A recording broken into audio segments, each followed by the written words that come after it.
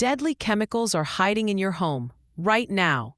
They look harmless, but one mistake could poison your family. Bleach plus ammonia creates a toxic gas.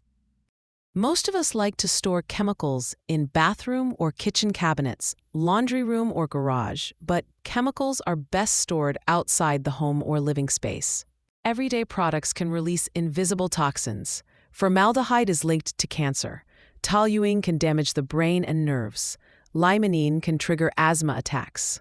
Stored the wrong way, these chemicals can leak, mix, and turn your home into a toxic trap. Here's how to stay safe. Keep chemicals in their original containers. Lock cabinets away from kids and pets. Store in cool, ventilated areas, never near heat or flames. If your child ingests these substances, it could lead to injuries that last a lifetime or even result in death. A 10-minute check today could save a life tomorrow. Share this video to protect a family you love.